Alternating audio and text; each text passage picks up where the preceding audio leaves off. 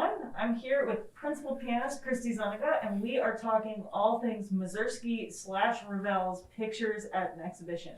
The orchestra work you're going to hear for Mestworks this week is Ravel's orchestration, but Mussorgsky wrote the original piece inspired by paintings by his good friend Victor Hartmann in 1874, and Christi is going to show off two of those pieces for us. So, Christi, do you think at all about the orchestra version when you look at these, or is this entirely a piano world for you?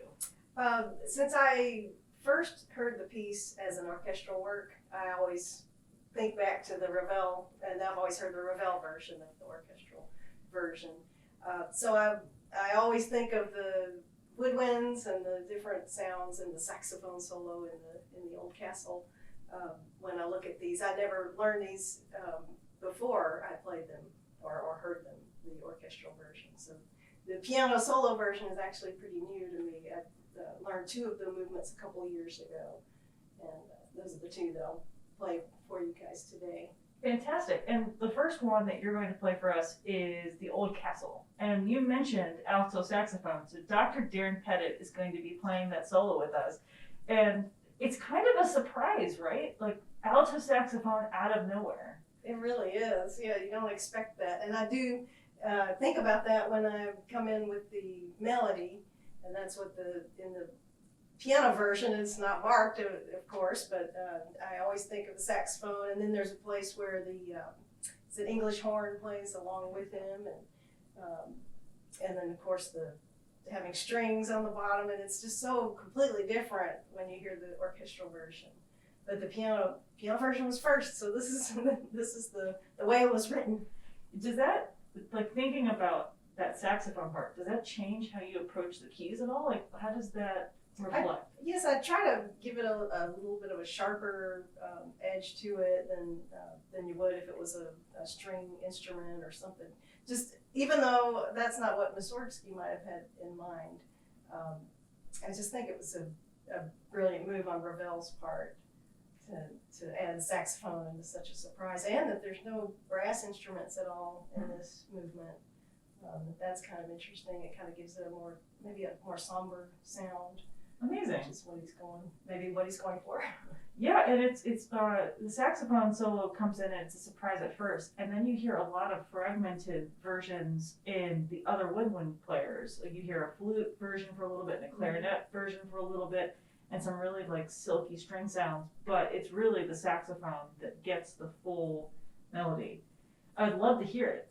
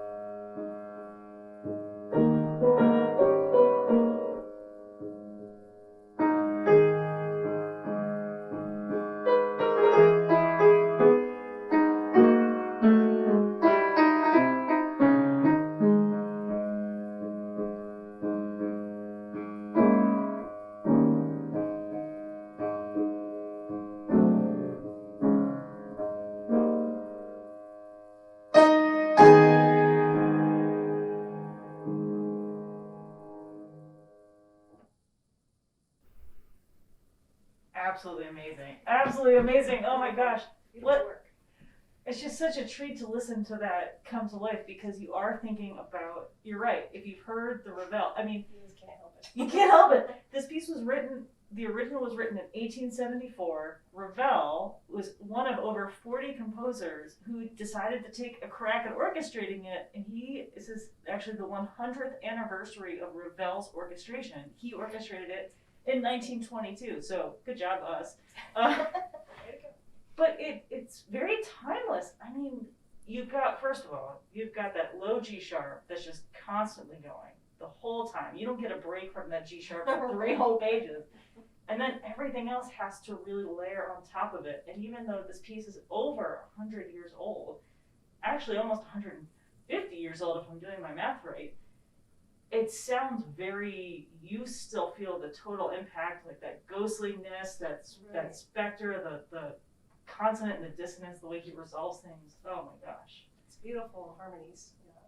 Absolutely. Let's pivot to arguably the cutest movement in the entire work. And of course we're talking about the Ballet of the Baby Chicks.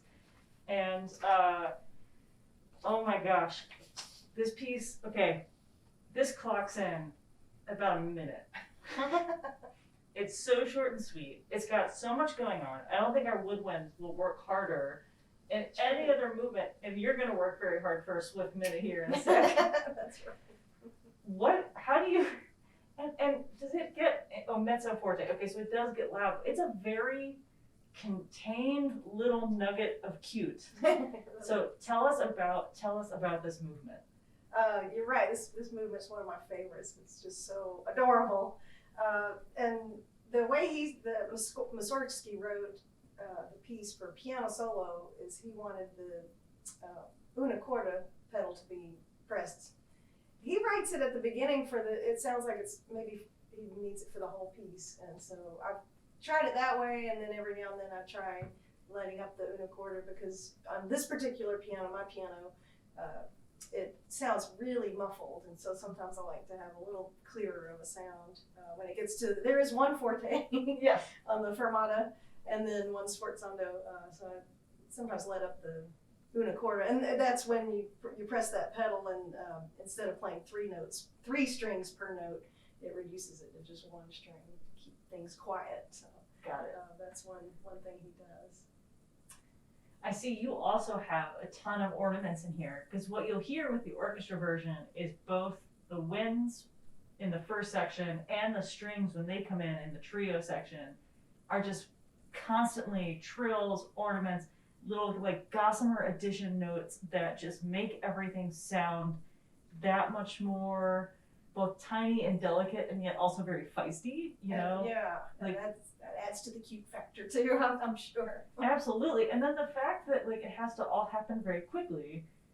No pressure. I'm not trying to say it's just this unbelievable amount of energy and life contained in a very small package. Right. And I do get to play I should say that I do play Celeste on the orchestral version. I'm always extremely excited to do that. It's not a whole lot of music for the Celeste, but on this particular movement, I do get to play the little grace notes with in the trio section of the movement. It's really fun. Oh, I love in that. there. I feel like the Celeste is another one of Ravel's. It's just, I mean, I think if you didn't tell us the Celeste was there, you'd have to really be like looking around and looking at me like, oh, who's playing in this moment? And yet, without that color, it wouldn't be quite the same. Yeah. It's a great instrument. I love playing the Celeste. So, and right, Ravel seems to use it in everything. I'm glad. Glad I get to play the real Celeste on this. It's great. Amazing. Let's give it a shot. Let's hear it.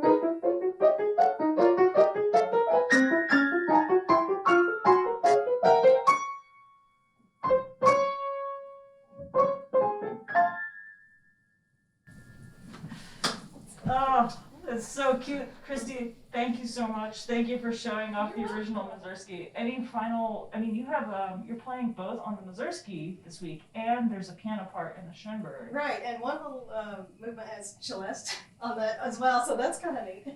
Oh, fantastic.